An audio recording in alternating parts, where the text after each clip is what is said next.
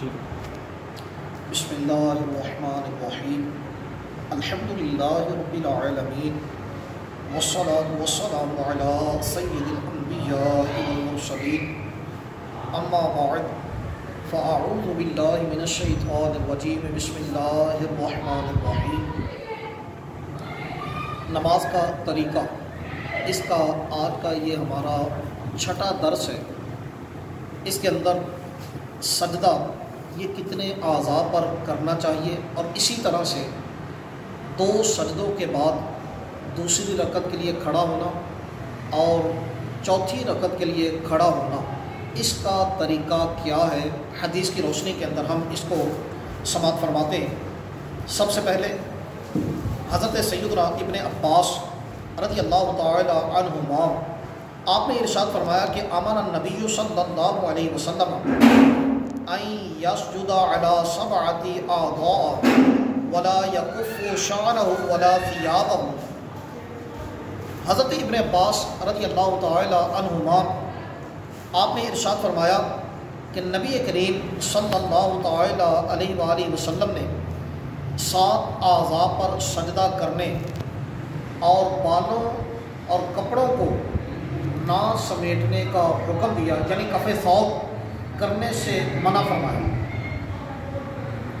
اب یہ ہے 7 اعضاء کون سے؟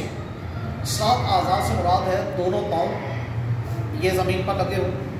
دونوں ہتھیلی، دونوں گھٹنے، دونوں ہتھیلیاں، یہ 6 ہو گئے، اور ایک پیشانی ہے یہ زمین کے اوپر لگے ہو، تو یہ 7 اعضاء ہیں۔ پیشانی اور ناک یہ دونوں کو ایک قرار دیا گیا، تو اس طرح سے یہ 7 اعضاء ہیں کہ ان اعضاء کو زمین پر لگے ہونا ضروری ہے جن پر سجدہ کرنے کا حکم دیا گیا۔ اسی ضمن میں یہ بھی ارشاد فرمایا گیا کہ کف ثوب یعنی کپڑے کو لپیٹنا اور بالوں کو سمیٹنا، اس سے منع فرمایا گیا۔ کف ثوب، اس حوالے سے یہ مسئلہ بھی اپنے ذہن کے اندر رہنا چاہیے۔ فقہاء نے یہ ذکر کیا کہ اپنے کپڑے کو لپیٹنا، بس اوقات شلوار کو فولڈ کیا جاتا ہے، کبھی اوپر سے فولڈ کیا جاتا ہے، کبھی نیچے سے کیا جاتا ہے، پینٹ کو فولڈ کیا جاتا ہے، تو اس کو فقہاء نے مکروہ تحریمی قرار دیا ہے۔ لہذا اس مسئلے کی طرف توجہ رکھنی چاہیے، حتی الامکان کوشش کریں کہ اس کو فولڈ نہ کیا جائے۔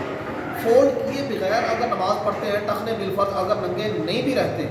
اور یہ تکبر کی بنا پر نہ ہو، تو ایسی صورت میں یہ مکروہ تنزیہی ہے، کم از کم تحریمی نہیں۔ اور کف ثوب کرنا، کپڑے کو لپیٹ کر نماز پڑھنا، یہ مکروہ تحریمی ہے۔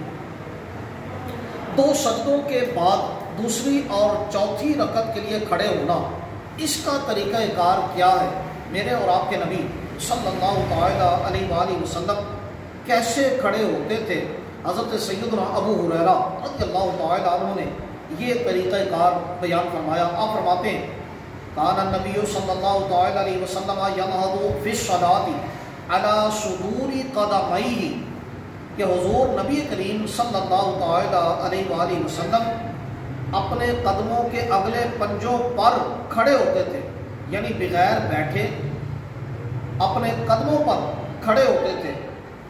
ایسی صورت میں یہ ایک انداز ہے نبی پاک صلی اللہ تعالی علیہ وسلم کے کھڑے ہونے کا۔ تو بس اوقات بعض لوگوں کو دیکھا گیا کہ وہ جب دوسری رکعت کے لیے کھڑے ہوتے ہیں تو پہلے بیٹھ جاتے ہیں، اس کو کہتے ہیں جلسہ استراحت، پہلے بیٹھتے ہیں پھر کھڑے ہوتے ہیں، اور اسی طرح سے جب چوتھی رکعت کے لیے دوسرے سجدے کے بعد کھڑے ہوتے ہیں تو پہلے بیٹھتے ہیں پھر کھڑے ہوتے ہیں، جبکہ میرے اور آپ کے نبی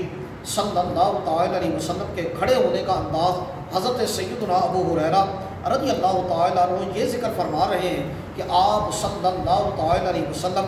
اپنے قدموں کے بل، اپنے قدموں کے اگلے پنجوں کے بل آپ صلی اللہ تعالی علیہ وسلم کھڑے ہوتے تھے۔ ہاں، زیادہ سے زیادہ یہ ان لوگوں کے لیے چونکہ نبی پاک صلی اللہ تعالی علیہ وسلم آپ کی زندگی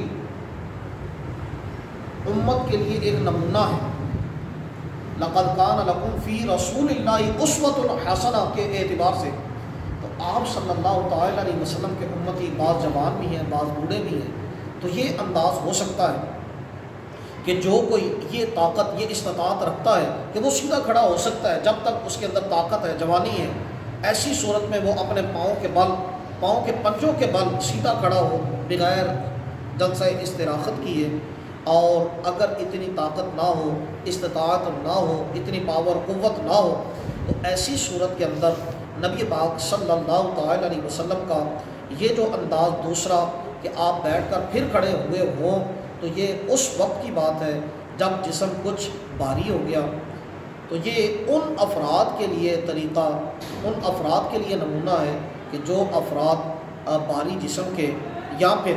بوڑھے ہیں، ان کے لیے انداز یہ، اور جوانوں کے لیے، طاقت والوں کے لیے انداز یہ جو حضرت سیدنا ابو ہریرہ رضی اللہ تعالی عنہ نے بیان فرمایا کہ آپ صلی اللہ تعالی علیہ وسلم اپنے پاؤں کے اگلے پنجوں کے بل کھڑے ہوا کرتے تھے۔